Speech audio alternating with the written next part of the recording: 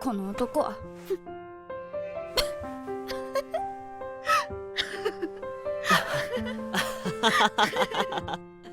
애니메이션을 어느 정도 봤다고 자부하시는 분들은 분명 공감하실 겁니다.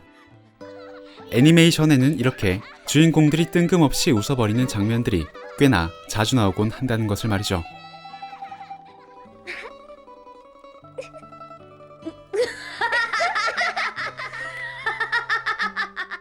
조금 감동을 받으려 하다가도 마치 약속이라도 한 것처럼 갑자기 웃어버리는 이런 장면들이 나오면 가만히 지켜만 보고 있던 우리들까지 괜히 어색해져 버리는 그런 순간들.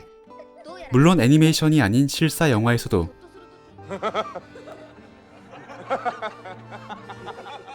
이렇게 모두가 함께 웃어버리는 장면들은 한 번씩 나오곤 합니다. 하지만 영화에서 나오는 이런 웃음들이 연출하고 있는 의도는 분명 애니메이션과는 굉장히 달라 보입니다. 일반적으로 영화는 모든 갈등이 극적으로 해소되는 화합의 순간이 아니라 오히려 그 웃음의 인위성을 활용하여 뒤틀린 감정들을 표현하는데 이런 과도한 웃음 장면들을 활용하기 때문이죠.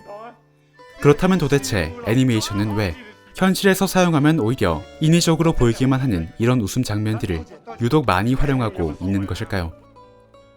혹시 이런 장면들을 연출하고 있는 감독들에겐 어떤 특별한 목적이 있는 것이 아닐까요? 이번 주제는 이런 웃음 장면들을 특히나 자주 활용하는 미야자키 하야오의 작품을 예시로 삼아서 설명해 보겠습니다. 미야자키 하야오는 매번 어른의 눈높이에서도 매우 훌륭한 작품들을 만들어내지만 동시에 자신의 작품을 구상할 땐 반드시 아이들을 염두에 둔다고 덧붙이곤 합니다.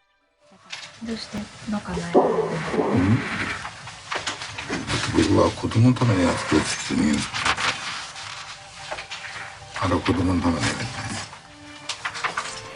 この世につなぎ止めてるのは子供なんですよこの子っていうだけじゃなくて子供一般なんですよ 미야자키의 이러한 작품 방향과 오늘 주제인 웃음의 연관성은 역으로 성인용 애니메이션을 살펴보면 바로 알 수 있습니다.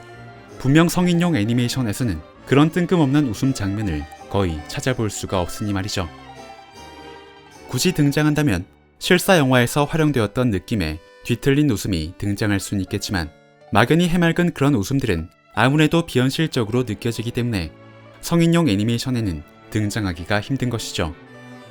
그리고 아이들을 위한 애니메이션에서 보통 모두가 함께 웃어버리는 이런 장면들은 매우 명백한 역할을 수행하곤 합니다. 등장인물들 간의 갈등으로 인해 다툼도 생기고 꽤나 큰 위기도 겪게 되지만 결국 마지막에는 모두가 함께 웃어버리는 것을 통해서 쌓아왔던 그 갈등들도 모두 해소가 된다는 것을 시각적으로 더 확실하게 보여주는 것이죠. 그렇다 보니 우리 어른들에게는 애니메이션 속의 해맑은 그 웃음 장면들이 조금 어색하게 느껴질 수밖에 없습니다.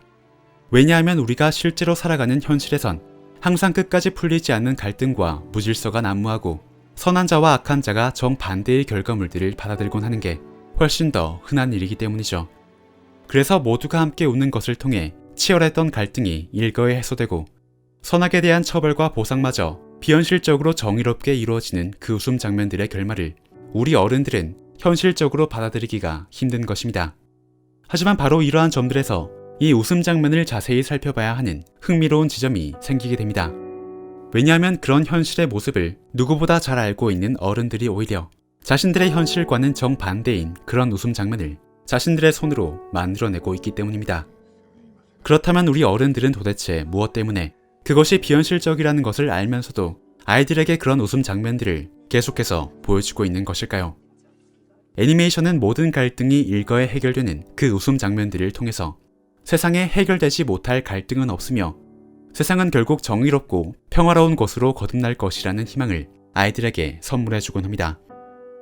물론 지금 아이들 역시 곧 어른이 되어서 그런 희망은 우리의 현실에 존재하지 않는다는 그 비참한 진실을 직접 깨닫게 될 것입니다.